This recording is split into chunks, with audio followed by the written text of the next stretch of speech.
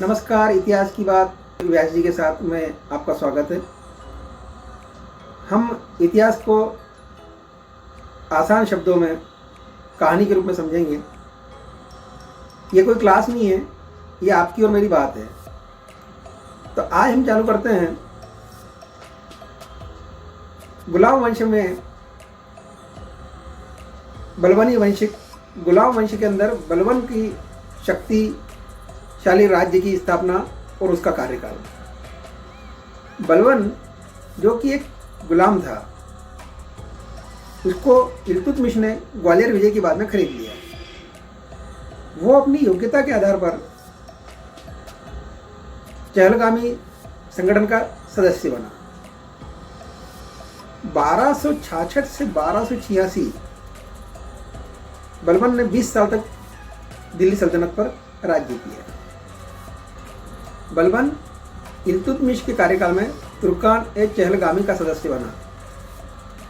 रजिया सुल्तान के कार्यकाल में अमीर शिकार, बहराम खां के कार्यकाल में अमीर आखुर, अलाउद्दीन मसूद शाह के कार्यकाल में अमीर हाफिज, नासिरुद्दीन महमूद के कार्यकाल में अमीर हाजिब और उलुग खां की उपाधि और नायब की पद पर रहा। बलबन ने सुल्तान बनते ही इल्तुतमिश द्वारा बनाए संगठन तुर्कान ए चहलगामी को भंग कर दिया और प्रभुत्व अपने हाथ में लेना शुरू कर दिया। तुर्क सरदारों को अपने नियंत्रण में लेने के लिए उसने सजदा प्रथा और पैरों को चूमने की प्रथा को चालू किया। बलबन ने अपने विरोधियों के लिए लौह एवं रक्त की नीति लागू की और उसने फारसी त्यौहार नवरोज का भी मनाना शुरू किया। बलबन ने फारसी राजाओं के परंपरा के अनुसार अपने पुत्रों के नाम केकुबाद, केखुसरो, केकाउस रखा। बलबन का दरबार फारसी परंपरा के अनुसार सजाया जाता था।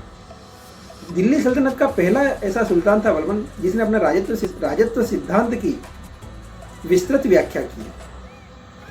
बलबन ने अपने सिक्कों पर खलीफा का नाम अंकित कराया। बलबन शरीयत के कानून का हिमायती था और 5 बार का नमाजी। सल्तनत की सत्ता संभालते ही उसने अपने आप को मदिरापान और नृत्य जैसी विलासी चीज़ों से दूर कर दिया था। बलबन के दरबार में अनेक कलाकारों और साहित्यकारों को संरक्षण हासिल था।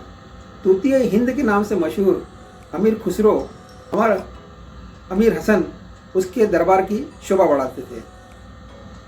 अपने जीवन में ही बलबन ने अपने पुत्र के खुसरो को अपना उत्तराधिकारी घोषित कर दिया। 1887 में दिल्ली के कोतवाल फखरुद्दीन मोहम्मद ने के खुसरो को पद से हटा करके 18 वर्षीय केकुबाद को सिंहासन पर बिठा दिया और स्वयं ने उसकी सरपरस्ती हासिल कर ली। फखरुद्दीन के दामाद निजामुद्दीन ने सुल्तान को अपने कुछ चक्रों में फंसा लिया और उसे भोग विलास में डुबो डाला और स्वयं नायब बन करके सारे अधिकारों का उपयोग स्वयं करने लगा। केकुबाद ने बाद में निजामुद्दीन की जहर देकर के हत्या करवा दी। अंतर में केकुबाद ने गैर तुर्क सरदार जलालुद्दीन फिरोज खिलजी को अपना सेनापति नियुक्त कर दिया, जिससे तुर्क सरदार केकुबाद के विरोधी हो गए। विरोध और उसके दमन का काम चल ही रहा था कि अकस्मात केकुबाद को लकवा मार गया। जब केकुबाद को लकवा हो गया और वो राजकार्य संभालने में असमर्थ रहा तो खिलजी ने 1289 में केकुबाद के अल्पवयस्क पुत्र शमशुद्दीन को सिंहासन पर बिठाया और उसकी सरपरस्ती खुद ने हासिल कर ली।